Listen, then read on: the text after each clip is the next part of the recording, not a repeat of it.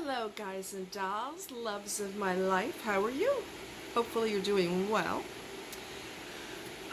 Okay, so today I want to talk to you about, I'm hoping you can see me and I'm not a floating head. I don't like that, so I'm going to adjust a little bit.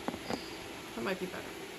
Okay, so today I want to talk to you about narcissists and micromanagement. They are convinced that everybody needs to change. The way you dress needs to change. The way you walk, the way you talk, the way you hold your pen, the way you spoke to that person, the way you smile. Why do you swallow like that? Why do you take 3 gulps from your cup or your glass instead of 1 gulp? And I'm not kidding. I'm not exaggerating. That is how petty and mentally ill they are. Because normal people, they call it a disorder. I think it's more of a mental illness. That's just my personal preference. I think it's more than a disorder. But that's just me. Nobody normal does that. Nobody normal manipulates other people. Nobody normal has a notepad in their head and jots down everything you do. Why do you put your left shoe on instead of your right shoe first? Why do you do that? Why do you laugh like that? Why do you go and slap your leg when you laugh? I mean, that is how they do. It's absolutely asinine, and it will exhaust you beyond anything that you could describe. It will just exhaust the hell out of you. I guess a gray rock response would be, that's just how I do. And then, well, I know, but it's stupid. Why do you do that? That's just how I do. And that's it. Because the more you argue and fight with them, the more the fight builds and builds and builds and builds and builds. And the sooner you can get rid of them is going to be the time that you actually get out of prison. You are no longer in psychological prison. You are no longer locked up. You will have freedom, and you could do whatever you want the way you want. You could have a peanut butter and jelly sandwich without the peanut butter. If that's what you want to damn do, that's what you do. Okay? Who the hell wants to be under a microscope all the time? Nobody. Nobody likes that on the job. They don't want a boss that micromanages. They don't want a helicopter parent hovering over, watching everything you do. You have no freedom to do anything. Nobody likes that. That's not cool, and it's not fun. So knock it off. Breathe. Life is supposed to be enjoyable. It's not supposed to be constant nitpick, nitpick, nitpick, nitpick. I gave a scenario to a friend of mine, and I said, a guy in his family could be going on a trip. His wife is a narcissist, and he put gas in the car, he got an oil change, he put air in the tires and everything else. Everybody's suitcases are packed, everybody's bathed, dress, swimsuits, everything's ready to go. The cooler has drinks and sandwiches in it. He could do everything perfect. He or she could do everything perfect, and she's going to sit in the car on the way to wherever, and she's going to have a problem. You're wearing that shirt again? Yeah, it's my favorite shirt. Why are you wearing it again? I mean, don't you think that's bad judgment? Did you even bother to wash it before you put it on again? Nitpick, nitpick. Well, yeah, I washed it. But why are you wearing it again? That's just stupid. And did you even bother to iron it? You've got really bad judgment, don't you think? Do you see what I mean? See how something tiny that's really none of her business or none of his business becomes a big catastrophic argument, fight, nitpick, monstrosity. And the only way you could get away from it is to get rid of this person. If you have children with them and you finally break up, your best bet is to only discuss the children. Your personal life is none of their business, because they're going to nitpick about that too. Everything you do is always going to be a problem. I was with a demonic individual who was in church all the time because he's that holy. And he would nitpick the way I talked, the way I walked.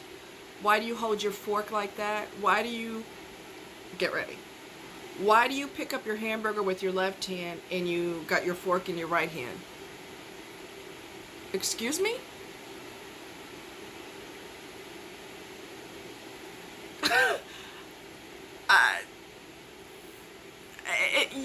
I don't even have any words for that.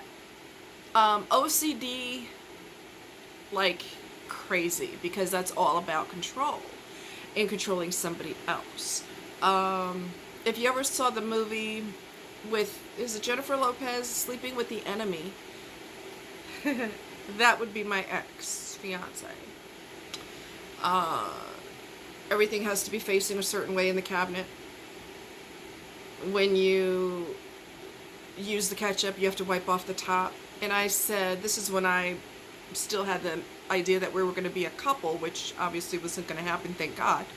But I told him point blank, I'll tell you what, I'll buy my own ketchup and do what I want to do with my ketchup. And you do the hell you want to do with yours. Oh, you don't need to be wasting money like that. Well, I'll do it, because if it's going to give me some peace, that's what I'm going to do. But then when you look at the bigger picture is anything and everything you do will be not only nitpicked and micromanaged, but it's not going to be good enough anyway. So you could buy your own ketchup. You could sterilize the lid every time you use it. It's still not going to be enough. Why, when you put it in the cabinet, you didn't face the label exactly in the middle? It was 1 inch to the left and should have been right in the middle. Not 1 inch to the left, 1 inch to the right. Should be right in the middle. I'm not kidding. I mean, he had told a mutual friend of ours, and I was sitting there when he told her. He told her that he prided himself on taking a shower multiple times and not washing the letters off of the bar. I am not kidding. This is the type of psychological that's going on. And she literally, Tammy, I adore you, by the way.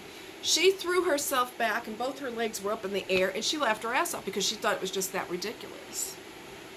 Oh, baby, that's just the tip of the iceberg with him. Had a violent temper. Violent temper. He has the, what I call the Chris Brown syndrome. His mother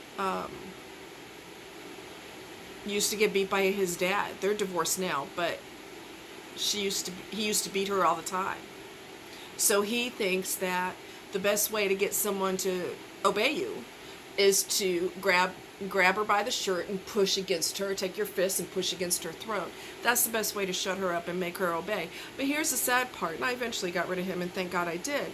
But the sad part is, even if it were possible to do everything they want you to do exactly the way they want you to do it, they would still be miserable, because the misery is in here. It doesn't have anything to do with the dang flippin' flappin' ketchup. It doesn't have nothing to do with the table. He also said, my ex-fiance did this, and narcissists do this. When you get up from the chair, you need to slide the chair under the table. Really? How many times have I had to tell guys, I'm not your daughter. You don't tell me what to do. Why are you wearing makeup? Why are you all prettied up? Who are you trying to impress? Myself. That's who. We like makeup. That's what girls do. We play with makeup. We like it. Screw you, buddy. Wow. This is the type of crap narcissists do. A normal person who responded to the drama in his household, a normal person would say, I saw my father terrorize my mom. I am never, ever, ever going to do that to anyone, much less a woman. I'm never going to do that to anyone, because just because I grew up with it, that doesn't make it right. That's what a healthy reaction to that abuse is. You know what I mean? When you grow up, you just like, oh, the buck stops here. The bus stops here, whatever. You know me. Y'all know I say some weird things, but I can't help it. I can't help it. But anyway, you know, micromanagement. Who the hell wants to deal with that? Nobody. Nobody wants to be in prison all the time. And I said this in response to a video I watched on YouTube, and I basically said, dealing with a narcissist is this equivalent to going to jail for the rest of your life without parole, and you're innocent. That's what it's like dealing with a narcissist. You're innocent, but you're going to get life without parole. Dealing with a healthy person is like being hugged by a teddy bear all the time, whether it's good times or bad times. A big, fluffy teddy bear. Even if you did something wrong, like let's say you're in a serious relationship with someone, you live together or whatever, you're married, whatever the case is, and you're like, holy crap, I forgot to pay the electric. We're going to be without electricity for the weekend because they're cutting it off today. I'm so sorry, and it's a Friday and you can't do anything about it. You got two choices, and nowadays you have two choices. You can pay it online, or you can pay it through the mail. A lot of people pay their bills online. So you could just, your partner will say, don't worry about it. We'll pay it with the credit card, and you can deposit the money later, or give it to me and I'll deposit it tomorrow. The bank's open until 12. There's ways around it. There's ways that it can be resolved without, you're so stupid, what is wrong with you? You know what I mean? Which would be a narcissist / psychopathic response. Being loved on by a teddy bear for the rest of your life is being with a healthy person. A person who's like, babe, don't worry about it. We'll figure it out. There's a way around it. It's okay. Everybody makes mistakes. It's okay. It's okay. You're not going to be berated for the rest of the day into the evening. The next day, reminded how stupid you are. If you weren't such an idiot, the bill would be paid. You wouldn't have to deal with that crap if you're with someone who's a teddy bear. Whether they're a male or female teddy bear, doesn't matter. They're still lovey-dovey, and that's what a healthy relationship looks like. Don't worry, babe. Don't beat yourself up about it. I made mistakes too. Don't worry about it. We'll figure it out. That's a healthy response. You know what I'm saying? Big difference between character assassination and a healthy situation. Big, big, big difference, okay? So I just wanted to talk a little bit about that. I know I saw something the other day that reminded me. It was a criminal documentaries, a couple of criminal documentaries, and I saw the warning signs right out the gate. Where why do you dress like that? Why are you dressing so provocatively? Why do you have to go out with your friends all the time? That's taking time away from me. So I'm looking at the red flags right out the gate. The possessiveness, the control. You need to be on my arm all the time because she was an attractive lady and he wanted to show her off all the time and all this other nonsense, and it's just ridiculous. If you're in a healthy relationship, your partner will say, you're going out with your friends? That's cool. Be careful. Make sure you got your key so you can get back in the house when you get home. Y'all make sure each of y'all get in the house or get home safe, whatever the case is. And make sure you got mace on you, just in case somebody doesn't understand that you got a partner at home. I don't need you. Don't make me spray you. Be careful. You guys have a good time. That's a healthy response to going out. And they're not going to say, why are you dressed provocatively? You're dressed a little sexier when you go to a club. It doesn't mean you're trying to pick someone up, but you could get away with things when you go to the club that you normally wouldn't wear, because if you wear that to work, that's going to be a problem, okay? If you wear that every day or going to the grocery store, people are going to look at you like. So you go to the club and it's kind of you could be a little bit racy, It doesn't mean you're trying to pick someone up. It's just the ambiance, the atmosphere. You just wear a little bit sexier things, not just because you want to feel sexy. And it doesn't mean anything necessarily unless your partner's promiscuous. And if that's the case, well, then you've got bigger problems to work on.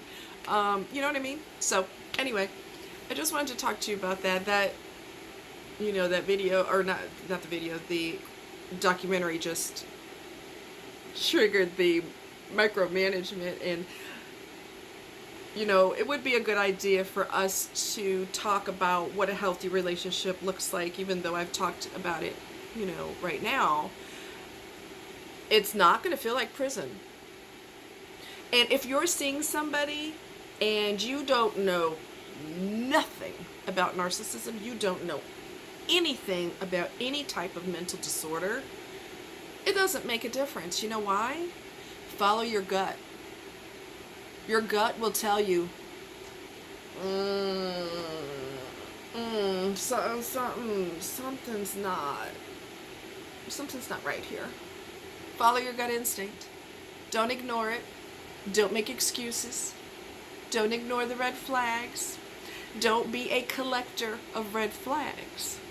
When your gut is telling you something's off, pay close attention to that. Okay? I love you guys. Mwah. And you guys have a great and safe weekend. Wear your mask when you go out. Up here, not below your nose. Okay? Defeats the purpose of wearing a mask.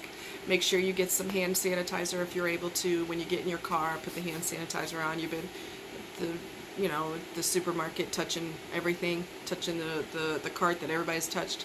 Make sure you put some hand sanitizer on when you get in the car and all that kind of thing, or when you step outside the store or whatever it is. Okay, just precautions. It'll keep you nice and safe, hopefully. Fingers crossed, right? I love you guys. Take care. Have a great weekend.